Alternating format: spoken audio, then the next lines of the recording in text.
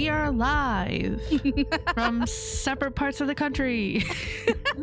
New intro, new us, coming from you live in Kentucky and Virginia. In 3, 2, 1. Hello, I'm Nikki. And I'm Jess. She's the traumatized. And she's the abandoned. And welcome to our podcast, where we talk about true crime, spooky things, and everything in between. And today, we're talking about some juicy old conspiracy theories. You forgot that I lead. I did. You want to talk about the announcement. The announcement. So this will be our last one for a while. We'll be back. Yeah. But with the move and everything, it's going to be a hot mess. We're just going to take a little break. We don't know when we'll be back, but we will be back. I was telling Jess earlier, I'm kind of thinking of it like as seasons, like seasons in TV shows, but not really seasons, because seasons in podcasts have like themes usually. Yeah. And that's not us. I mean, I guess if you kind of break it down, season 1 was us beginning, right? And season 2 was like what we're in right now, like new motherhood, new place for me. Season 1 was just like the start, right? We learned so much about podcasting. I learned how to edit. It was a lot. And then this one, you have a new baby, I have a new place I'm living, just like a lot of new beginnings, and now we're kind of settling into that. And so season 3, we're bringing some changes. Yeah, we're definitely gonna relook at stuff. We don't want to stop doing multiple topics because that gets boring if you're just doing the same topic over and over again. And I said to Jess when we started this, I didn't want to put us in a tight little box because then when we want to change, nobody's gonna like it. Yeah. But I think I put us in too big of a box because we were like looking at it, and our topics, like a little behind the scenes, we have like 20. It's a lot. A lot of them are very similar. So like we're gonna be like smushing them down basically. Probably half the topics. Have like a 6 rotation instead of a 12. Yeah. Be like more broader categories. So if you want to talk about tornadoes and I want to talk about deadly engineering, those are like basically within the disaster realm. Yeah. So like they'll go in the same episode. That's the thing we're kind of thinking of. Yeah, for sure. I feel like what you said was really important to where we're just making sure we don't get burnt out, because we can sit here and try to push through and pump out content, but are we gonna enjoy it, or is it gonna kill us? Yeah, is it gonna be quality content for you guys? Because I mean, these past episodes probably haven't been. Right. No. Let's be honest. And I mean, we're trying my research 2 hours before we record. And we both, like we talked about, neither one of us would have quit this because I love it. This is such a passion project for me. I love editing. But when I find myself not wanting to edit because I'm overwhelmed, it's like, okay, wait, let's take a step back. And I think that's really good that we're both kind of doing that. And we're going to come back even better. Refreshed, energized. We're also going to like limit ourselves on episodes. Like I said, it's going to be like chapters or like seasons of like, so we'll pump out 25 episodes or like whatever. We haven't decided how many yet, and then take a break. So like we're being proactive instead of reactive, like you said, but we're trying our best. Yeah. And we're not a full production, so we can't just pump out shit every single week. Imagine we had an editor. Like, I wouldn't even know what to do with my life. Imagine we have an editor who makes TikToks for us. Yeah, if we had just a separate editor for TikToks, because we both enjoy editing in general. Yeah. I know we're actually recording this, I think 3 or 4 weeks in advance before this actually comes out. So know that we've already taken a break. Yeah. I'm already moved at this point. So we're already taking a break. We're probably thinking about coming back, but it is going to be a nice little like couple weeks at least. And we have something good planned for the 100th episode. I'm really excited. So maybe I'll get to have this time to spend to really get it together. I think that's you guys something. Don't know. Yeah, I'm doing Jodi Arias, and Jess has no idea. No clue. She doesn't even know who this person looks like. Nope. if you know, you know, and it's going to be super fun and exciting to see your reactions to things, because this way I can put together the videos and things. So definitely going to be exciting. Yeah, we'll have like a little party. I think that's something that we both have been lacking, where we have all these amazing ideas. We just do not have the brain power or time to do them. So like, I feel like this is going to give us at least some time to plan ahead and like get our shit together, literally, and hopefully bring you guys better content too. Yeah. So I guess we should probably just jump into fun fact of the day. Yeah, sure. Fun fact of the day. Fun fact of the day. Fun fact of the day. Did you know that you can actually be heavily pregnant and not realize it? Yeah, there was a whole TLC show about it. Well, cryptic pregnancies aren't that uncommon. Listen to these numbers because they actually scared me a little bit. With 1 in 500 not recognizing until at least halfway through their pregnancy. 1 in 500. How do you not know? I don't know, but that's terrifying. Like, I know I have irregular periods, but like halfway through your pregnancy, when you know, that only gives you like 4.5 months to plan. Like that's what I'm like. That would be terrifying. Not only that, but then you start thinking of like all the things that you have been doing that you probably shouldn't have been doing. Anyways, and then 1 in 2,500 not know until labor starts. That's so crazy. And that's not a lot of people. You think about 2,500 women, like that's not a lot. And 1 in every 2,500 not know until you're in labor. That's insane. That's terrifying. How do you not know? Like, I guess if you're on birth control and don't get a period at all, I guess then maybe. But like, I feel like you would know. I guess you don't know. Yeah, and the fact that it's not that common, like that's not that uncommon. That's like terrifying. Anywho, that is my fun fact of the day. Just if you think something's off, go see your doctor. But yeah. Oh my goodness. So, what juicy conspiracy are you diving into today? Because I am so ready for it. I'm so excited because the moon landing was fake. Was that believable? Hold on. I can do better. The moon landing was fake. I believe you now. Because the government, exactly. Why? Why? The government, that's why. But why would they're trying to trick us into stuff that would not be a good conspirator. No, you wouldn't. Although I do agree. I don't believe a single word our government says. They lied to us about aliens for so long. We all knew. Hello? Let's flash back to our first conspiracy episode, Project Sunshine, where they were literally testing radiation on the American people. Like, what are you doing? Yeah.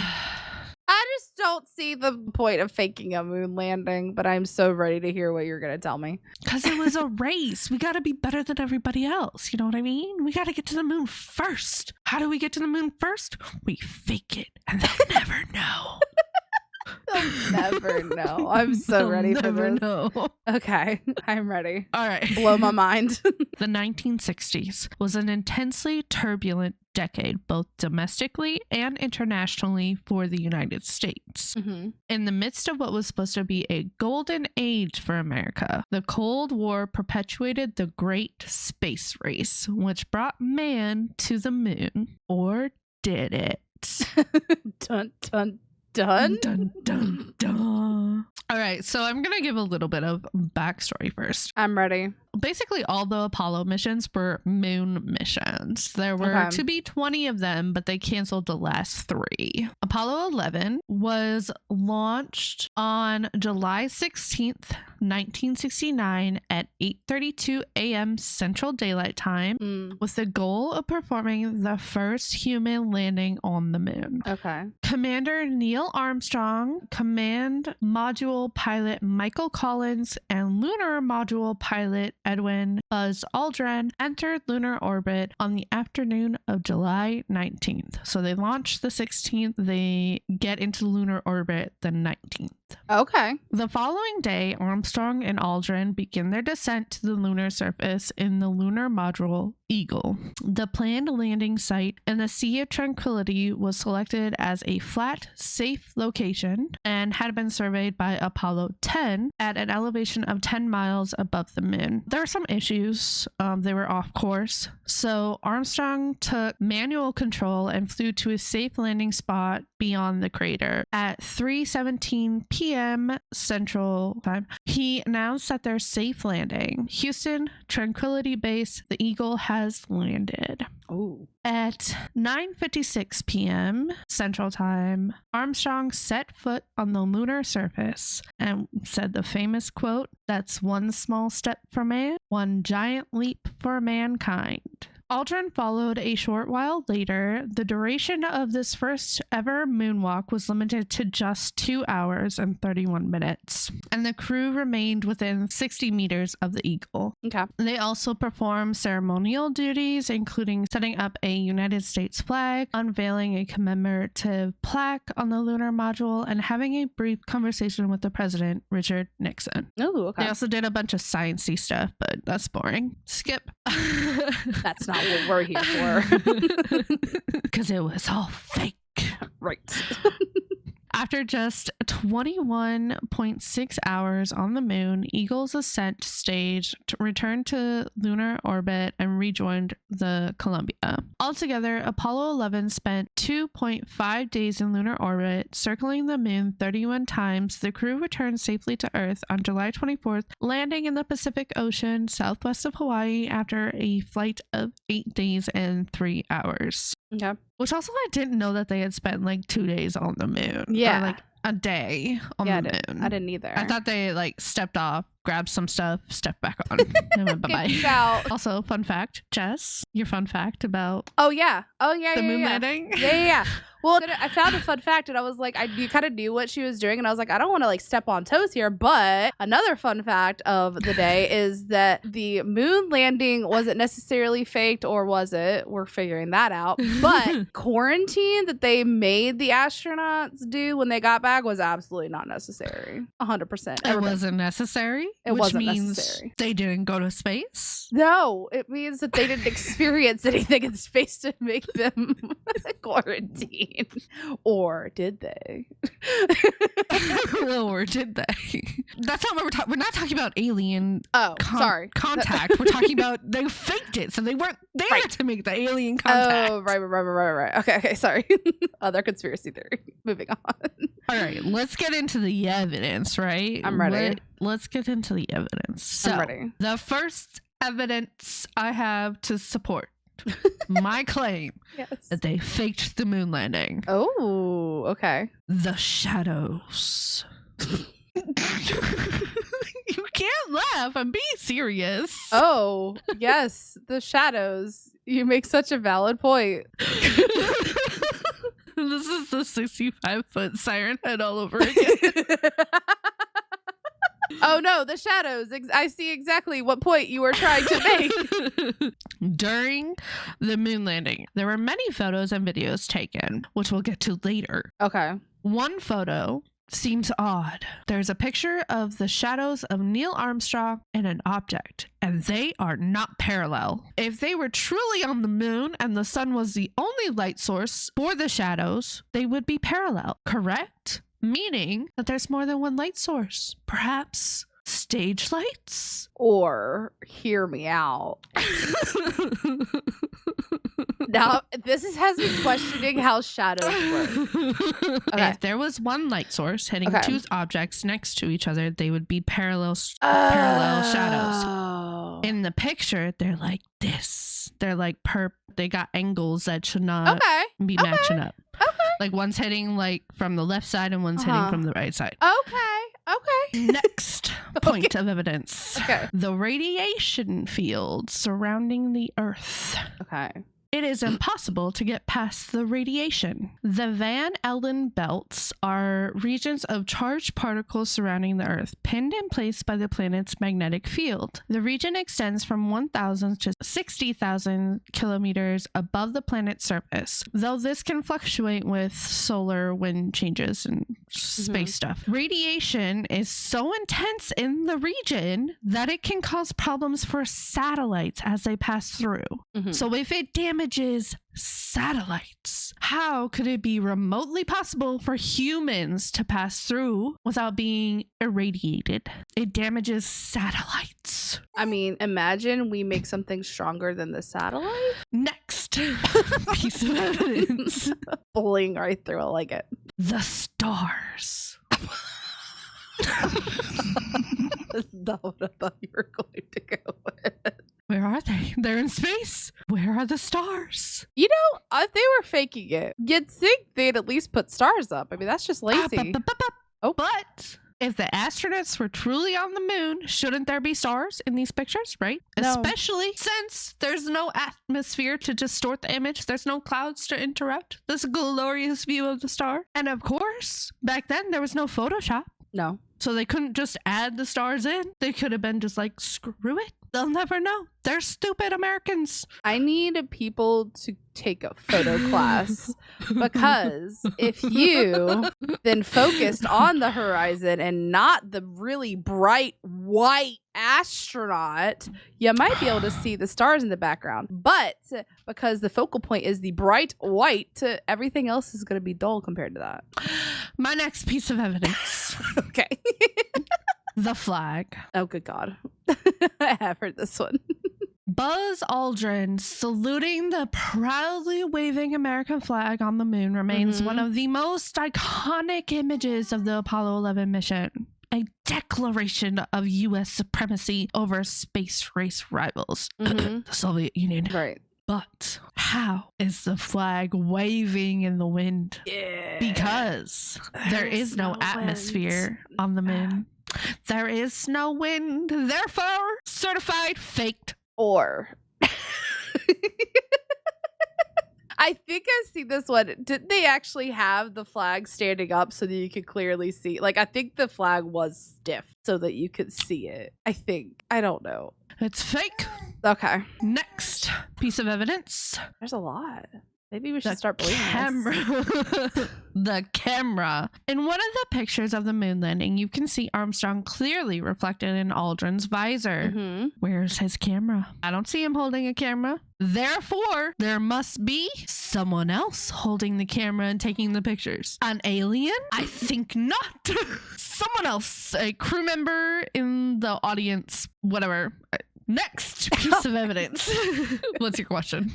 Wouldn't you be able to see the other person taking the picture? No. Okay. According to sources. Okay. No. Okay. We believe these sources. No. Just no. Okay. That's fine. Next piece of evidence. Stanley Kubrick. Is that how you say his name? I was going to say Tucci just because he's an amazing actor, but that is not relevant in this story. It's the director who made The Shining? Okay. Kubrick? Sure. Right? That's how his name sounds. Okay. Spelled. I believe you. Stanley Kubrick. He is the one the government hired to film the landing. That makes sense. Director Stanley Kubrick's film 2001 A Space and Odyssey wowed audience in 1968 for creating a realistic image of outer space. So it was so compelling that he was hired to film the moon landing. Okay. Solid resume. Right? It is said he spent 18 months on a soundstage shooting the footage for the Apollo 11 and 12 moon missions. Interesting. And my next, not really piece of evidence, but like, if we really went to the moon, why haven't we gone back? What would be the purpose of only going there a few times? It's not that big. What else? Suspicious. It's suspicious. Okay. It's definitely believable that the U.S. could have faked the moon landing to beat the Russians. It's been like, I'll never know. And we win the space race because after this, they don't really, we're not competing to go to space anymore, are we? Right. No, because we won. This is true. So, make valid points. Thank you. I do not trust the US government for 1 second, so it could be easy to believe that they could have faked the moon landing, especially when older conspiracies have come to light to be true. Project Sunshine. Check out our first conspiracy episode. Yeah. This is just like that. In fact, in the 70s, the Americans agreed, with 30% of the population believing that the moon landing was a hoax. Okay. Today, it's not so much. Only about 5 or 6% still believe the hoax. Surprisingly, or surprisingly not, 10 to 20% of the British population still think America's faked the moon landing. Interesting. So, okay. That's really interesting. Yeah. But I suppose I have to play both sides and give you some debunking. Yes, please enlighten us. We're all so convinced. I will say the shadow picture did have me questioning things. So that's it. That's the only one. Yeah. So the shadows you speak of, they are at impossible angles, like I said. The problem with this theory is that although the sun is the main source of illumination on the moon, it isn't the only source of illumination. Another source is the lunar ground itself, which reflects the sunlight. So in the Apollo 11 pictures, the sunlight is being scattered or reflected off the ground every which way, and some of it, a small fraction, but enough to be able to see, scatters into the shadows. That makes sense. Okay. Says Rick Feinberg, the press officer for the American Astronomical Society, who holds a PhD in astronomy. Okay. Or does he? No, I'm just kidding. Or is that fake? Or is that fake? So, 2. How is it possible for the humans to have survived the radiation belts? Okay. According to National Space Center Discovery Director Professor Anu Oya, the transit time through the Van Allen radiation belt right at the beginning of the Apollo voyages was incredibly short. Traveling through the Van Allen radiation belt, if you are going fast enough, which you need to be if you're going to the moon, is no problem whatsoever. Okay. I mean, that makes sense. It'd be kind of like a zap. He compared it to fire running. Oh, where they have where like you run over the coals. Yeah. Okay. Yeah, I could see that. Number 3, Miss Genius over here. Why are there no stars in any of the photos of all blah blah blah of all the exposures of the astronauts on the moon are daylight exposures? The surface was brightly illuminated by the sun, and the astronauts were wearing bright white spacesuits that are highly reflective. The exposure on the astronauts' cameras was too short to capture the spacesuits and the moon's surface while also capturing the comparatively dimmer stars. Thanks, high school photography class, for teaching me about exposures. The same thing happens if you go on someone's back porch at night and turn on the lights. Even though you can see the stars from where you're standing, a quick exposure camera won't capture them. Blah, blah, blah. It's my time to shine. Number 4, why is the flag waving when there is no wind on the moon? That's because it's not an ordinary flag. If the astronauts had planted a regular flag on the moon, it'd been all droopy. It would have hung slack like flags do on Earth when there's no wind. This wouldn't make a very appealing photo, so NASA designed special flags for astronauts to take with them. These flags had a horizontal rod inside to make them stick out from the pole. So if you look at the pictures carefully, you can see the pole running across the top. That makes sense. Yep. So you want it clear that it's an American flag. Like, I get that. The Apollo 11 astronauts had trouble extending the rod all the way, and in still pictures, this creates a ripple effect that makes the flag look like it's waving in the wind. In video images of the flag, you can see it only moves while the astronauts are grinding it into the moon's surface. After the astronauts step away, it stays in the same bent shape because of the partially extended rod. Okay. So, number 5, why aren't the astronauts holding any cameras if they Were took they all in these their pictures? headset? Were they in their helmets? It was like in their chest. Oh, okay. Okay. So, I didn't know. You can literally see it in the picture. Oh, that's funny. But yeah, obviously Armstrong couldn't walk around the moon with a regular handheld camera. And in his bulky suit, he needed something that was easily to manipulate. So the camera he used on the moon was mounted on the front of his suit, which is where his hands are in the reflection. And number 6, did Stanley Kubrick film the moon landing? Okay. This one is actually kind of hard to debunk-ish. But the idea that Stanley Kubrick really filmed the whole thing is one of the more outlandish of the Apollo moon landing conspiracy theories. Video camera technology was primitive as were film special effects, so they don't think that he could have pulled it off. Okay. Brilliant as Kubrick's 2001 A Space Odyssey movie was, the scenes on the moon surface were hardly realistic. Also, like, I guess somebody just made a fake interview with him saying that he filmed it. Oh, like, they nice. just typed up a fake interview. So I guess that's where that part of the hoax comes from, is this person just made a fake interview. Saw somewhere, but I couldn't find it again. I saw somewhere where his daughter denied the claims. So, and the last one, why aren't we on the moon right now? What are we doing? How much money do you have in your back pocket?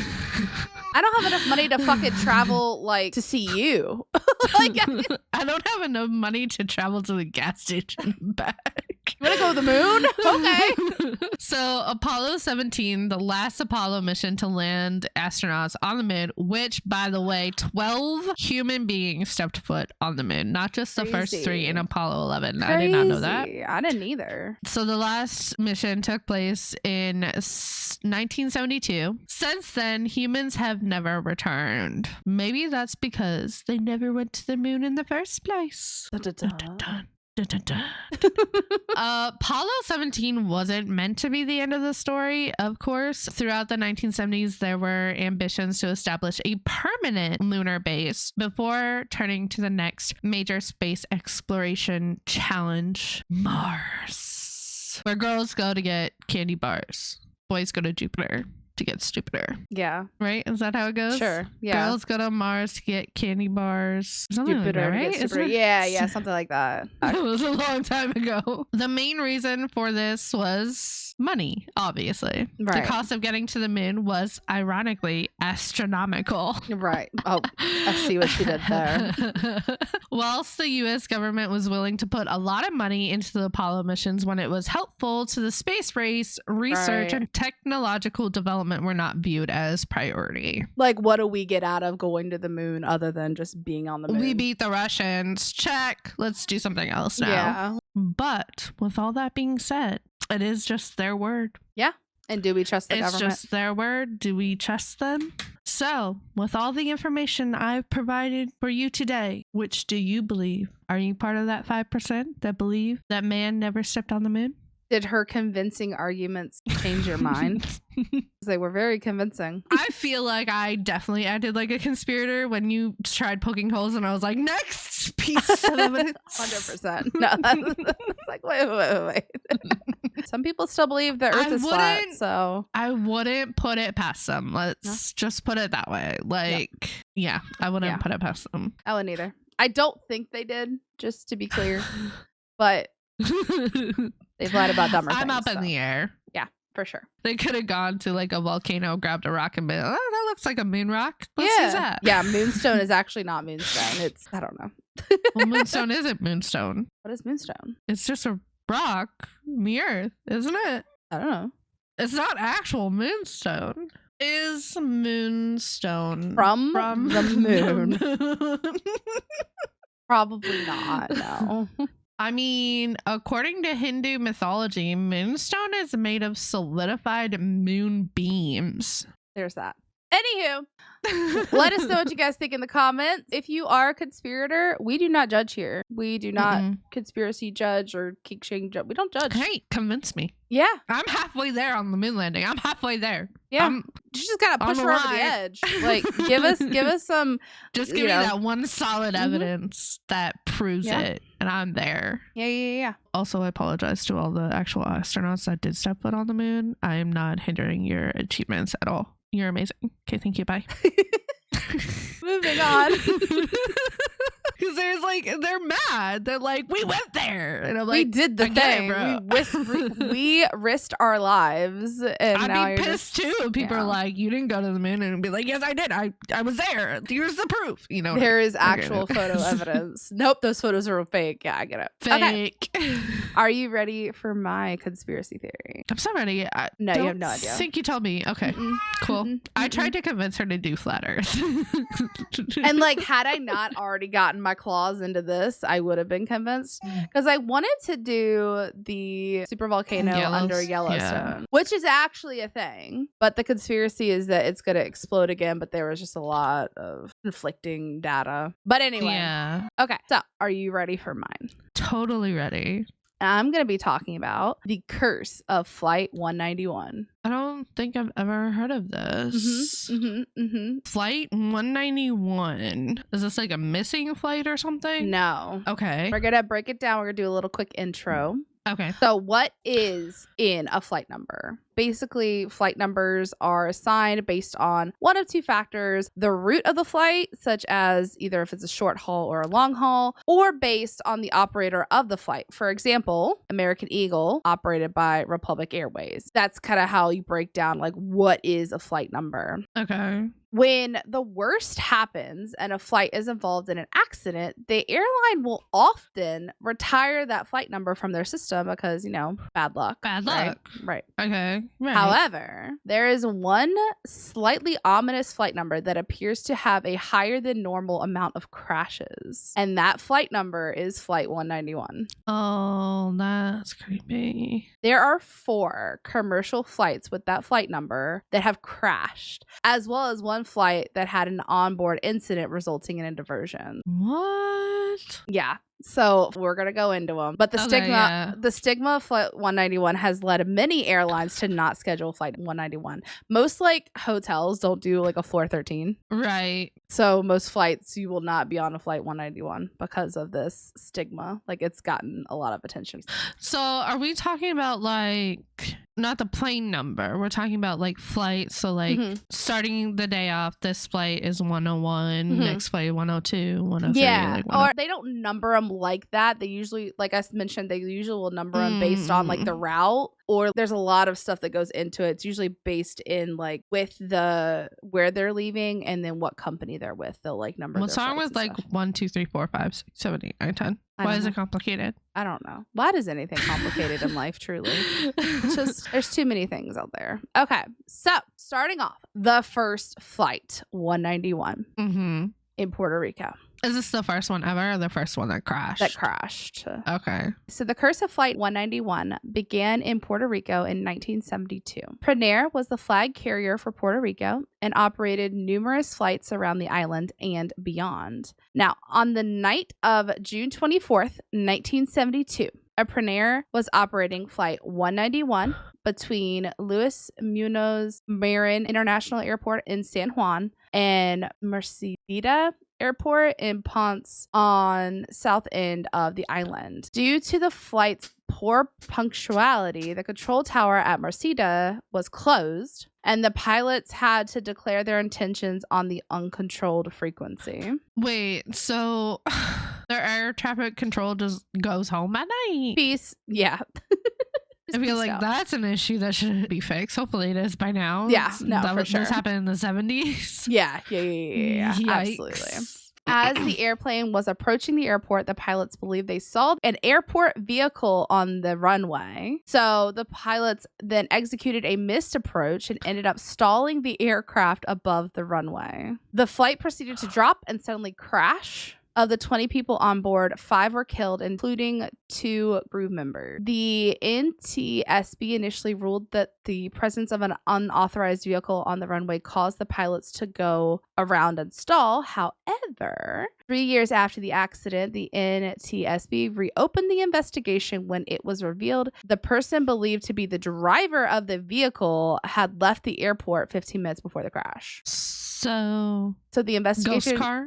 Yeah, we don't know. The investigation could not conclude on what had caused the pilot to abort the landing and go around. They could never figure out why they did it. Crazy. Dun, dun, dun. That's how it starts. That was 1972. Mm-hmm. The next flight to fall victim to the curse was one of the most publicized aircraft crashes of all time. In 1979, on a clear May day at Chicago O'Hare International Airport, an American airline... Never fly there. Just a piece of advice. Just don't do it. Just go anywhere else. Yeah.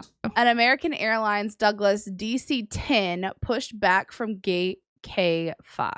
Okay. The DC-10 was operating Flight 191 with nonstop service to Los Angeles International Airport. The flight then taxied out to the runway 32R and began its takeoff roll shortly after reaching the runway. However, during the takeoff, a lot of things started to go wrong. As the airplane reached V1, the pilots in the cockpit heard a loud thump. Oh, is that something you want to hear? No. As they scanned their instruments, they saw the number 1 engine on the left-hand side had failed. They also saw the hydraulic pressure in the system number 1 powered by number 1 engine had also failed. To the passengers sitting along the left-hand side of the aircraft and to the people on the ground, the sight was a lot more terrifying. The number 1 engine had just not failed. It had completely separated from the aircraft. What? Like dropped on the ground? Mm-hmm. Both the engine and the pylon assembly attaching to the engine to the wing had flipped over to the top of the wing. Oh, so it wasn't on the ground. It was like on top of the wing now. It had rotated. Yeah. The assembly had also ripped off a 3-foot section of the leading edge of the wing. I don't understand this. You have a note that your engines failed. No, they didn't. They did. The pilots were still able to get the aircraft off the ground. Why would you even try? I don't know. They were able to get to a height of 325 feet. Unaware that the engine had physically separated from the aircraft, they followed standard engine failure procedure that called for a reduction in speed. I guess because they were just going to do a loop. I don't know. And maybe land again. I don't know. Because they were in the middle of a runway. However, because of the failure of the hydraulic system, the slats retracted on the wing, raising the stall speed of the wing. So basically, they were trying to go into the standard engine failure procedure where they reduce their speed, but when they try to reduce their speed, the hydraulic engine's in the way. Right. Like an engine is on top of your wing, so yes. your wing can't do it can't stall because there is something on it. The plane was unable to maintain lift and crashed into a trailer park 4,600 feet from the end of the runway. Trailer park? Mm-hmm. So what is that, behind the airport then? That's how big the fireball is? Well, 4,000 feet away? All 271 passengers and crew on board, as well as 2 people on the ground, were killed when the aircraft crashed. That's so crazy. Why would you take off? That's I don't so know. dumb. I don't know. I just don't know if they didn't know. I don't know. I don't understand. If anybody understands too late why. In the flying, right? Like were they already process? I think they were already like powering up because once they got onto the final airstrip, like where you go, they heard the thump. But I feel like if you hear a thump, that's a sign to stop. Slow down. Yeah. That's a sign to be like, huh, what's going on? Why is it thumping? Unless your like wheels are already off the ground, I feel like there definitely should have been time to stop. 100%. Yeah, Well, the NTSB investigation was immediately launched into Chicago to begin their discovery process. One of the major clues about the NTSB was a photograph taken by amateur photographer and pilot Michael Laughlin. He had taken the infamous photo showing the DC-10 on its side and its engine missing. I suppose as soon as it took off, it lifted because one engine is holding it aloft, right? Right, exactly. So it just started banking. That is crazy. Yeah. Why would you take off? I don't understand that thought process. I don't either. Through their investigation, the NTSB determined that the pylon separated because of improper maintenance practices by American. Of course. The improper maintenance resulted in a small crack between the pylon and the wing that grew with the number of cycles the aircraft performed. So, like, the amount of flights that it had gone through. Although the crash was caused by improper maintenance, Douglas took full responsibility for the crash to help protect the prominent customer, American. So, Douglas, what? The builder? Is that DC. the builder of the plane? Yeah, so it's the builder of the plane. Okay. The decision severely affected Douglas's reputation with flyers, and bookings on the flights with the DC-10s dropped significantly. And actually, there was like a whole side piece to the DC-10s had like so many other failures. Issues, yeah. Yeah, so honestly, American Airline was like, you're going to take the heat for this or else. Yeah, because this was not on us. Okay. Moving right along, the Delta Airlines 191. So the third victim to the Flight 191. Delta. Like the only good airline. I know. So Delta Airlines Flight 191 was flying from Fort Lauderdale Hollywood International Airport to LAX with a stop in Dallas. Okay, so from Florida, right? Fort Lauderdale is Florida. Mm-hmm. Dallas, LAX. Gotcha. Yep. Lockheed L1011 operated the flight with an experienced flight crew at the helm. Lockheed, isn't that what Amelia Earhart flew? I do not know. I know it's still a very like relative popular company. Mm-hmm. I think they officially found her, by the way. I think so too. I think that was like a big thing. Officially. And it was like where I was saying that she was probably that island or whatever. Yeah. While halfway to Dallas over Louisiana, thunderstorms began to form in the path of Flight 191. These storms were common for the hot Dallas summers, and pilots were experienced with their strength. Okay. The flight proceeded normally to Dallas as they began their descent into DFW in the late afternoon, just as the storms were hitting their peak. They descended through the thunderstorms surrounding the Dallas area and lined up for the landing on runway 17L, which for those of you familiar with that is now 17C. Okay. As they were on their approach, a severe thunderstorm lay between them and the runway.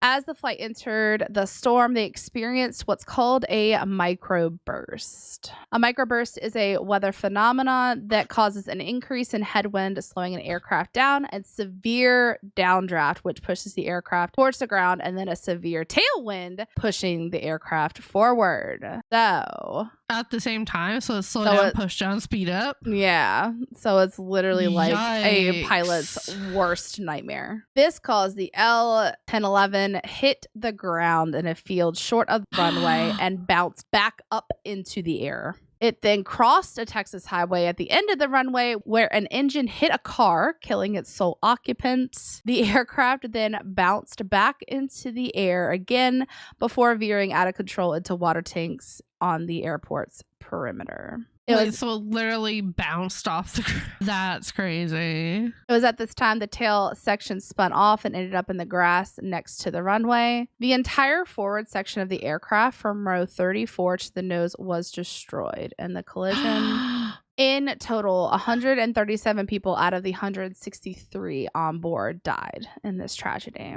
That's crazy. As the other crashes, the NTSB was dispatched to investigate. With so much of the aircraft destroyed in the collision with the water tanks and the post-crash fire, the investigators were left with very little to base their investigations on. Furthermore, the stormy weather in the area gave the investigators their first clue. Using the radar images from the time of the crash, they were able to see that at the moment that the airplane began its final descent, they passed through a severe thunderstorm with strong varying winds, creating a rough wind shear conditions. This created the strong microburst conditions that caused the flight to lose lift and slam into the ground. Yikes. Although the flight ended in tragedy, a lot was learned from this crash. Shortly after, NASA had began research on technology to detect wind shear and microbursts in 1994. Good. And the first wind shear detection device was installed on the aircraft, and then they made it mandatory by the FAA. So now there is a microburst and wind shear detection on aircraft. Thanks to that. Finally, Delta 191. They didn't learn the first time. On Delta. The final victim to the Flight 191 curse was Delta connection flight from Lexington, Kentucky to Delta's hub in Atlanta. in late of August 2006. So this is like a recent. Oh boy. So Delta Connection Flight 5191 was operated by Comair as Flight 191. So again, it was a connection flight. Okay. The flight operated by a CRJ-200 was nearly fully loaded for the early morning departure with only 3 empty seats. The light traffic at Lexington that morning meant Flight 191 was quick to start up and taxi to the runway. Once lined up on the runway, the pilots began their takeoff roll and noticed an oddity in front of them as the runway lights were not yet turned on. The pilots dismissed this and continued with their takeoff. Just as the pilots called for the rotation, the aircraft ran off the end of the highway. Were they on the wrong one? Yes. Oh. The flight became momentarily airborne before slamming into the ground 1,000 feet from the end of the runway. The impact separated the tail from the rest of the aircraft, killing 49 of the 50 people on board. Chambers. Wow. That's crazy because like they didn't even get that far, but that's so much damage. As the sun rose over the Kentucky bluegrass, the reason for the crash was quite obvious. Comair 191 had taken off from the wrong highway. How? Like, how do you not know where you're going? Lexington has 2 runways. Runway 22 used mostly by commercial traffic and runway 26 used mostly by general aviation air traffic. So the pilots had accidentally taxied onto the significantly shorter runway 26. The shorter runway meant that there was not enough room for Flight 191 to take off. The NTSB descended on northern Kentucky and was able to quickly recover the CVR and FDR, which are the black boxes. Using them, they were able to determine the cause of the accident was indeed pilot error. There was also unnecessary talk between the pilots, violating the FAA's sterile cockpit procedure, which basically it's supposed to be strictly like takeoff talk when you're taking off. Like you're not. That makes the most sense. Like you should be talking about your kid's baseball game as you're trying to call in your flight number. Exactly.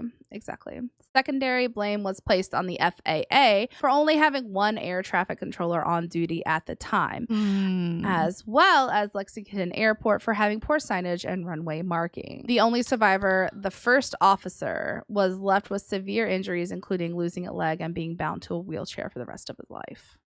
Wow. But all the other passengers. Imagine the survivor guilt on him. Fuck. Yeah.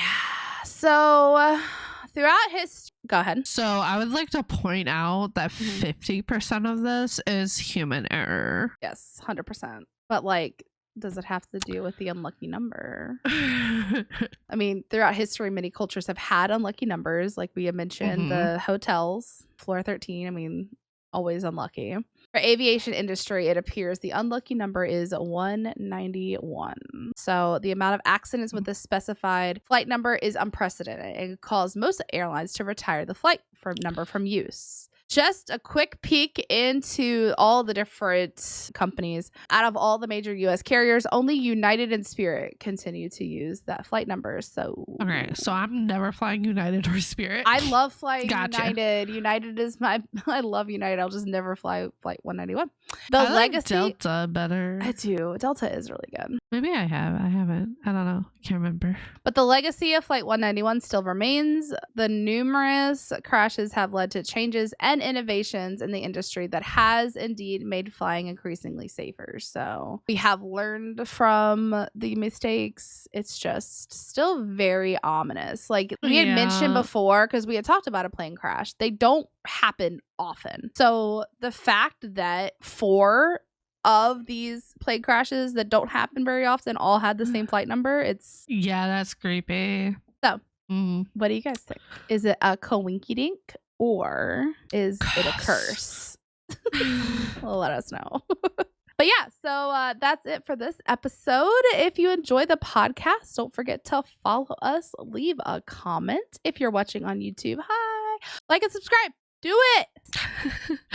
You can also find us on Twitter, Instagram, and TikTok with our username at TTATA Podcast. And I'll probably try and get some TikToks up over our break. That'd be cool. So There's one I wanted to post. Which one was? Oh, the state one. Shut the fuck up. So good. So the fuck good. up. So We gotta talk then about that you one. guys have a little bit of content while we're taking our little break. Also, in the bio of all of our social media is our email. So if you guys have any ideas, things you want us to talk about when we come back and stuff like that, hit us up, let us know. Or if you have any critiques you want us to change before we come back, hit us up, let us know. Yeah, no, for sure. Absolutely. Thanks for listening. We're not going to be covering We'll be anything back next week.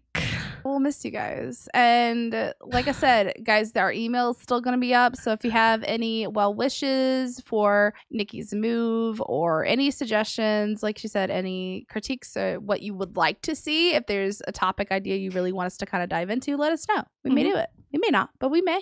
So yeah, just shoot us an email or comment or whatever. With that, we're going to leave you with this very inspirational quote because it's going to be the last one for a minute. I think it's going to hit. Let's go. I'm ready. Nothing is more important than reconnecting with your bliss. Nothing is as rich and nothing is more real. Oh, yeah. That's a good one. By Tupac Topra? Tupac? No, D. Oh. Like DEEPAK. Oh, okay. Deepak Okay. Chopra. Oh, I Did I love say that right? Yeah. I mean, I don't know if anybody else has experienced it, but I have gone through like stages where I'm so stressed or anxious, like I forget what like feeling good is, feeling that like bliss. But when that hits, I've been feeling it recently. I've been really trying to focus on getting outside and meditating like in the sun on one of my breaks. And that just like such like bliss. That's something I strive for now daily because I need that in my life.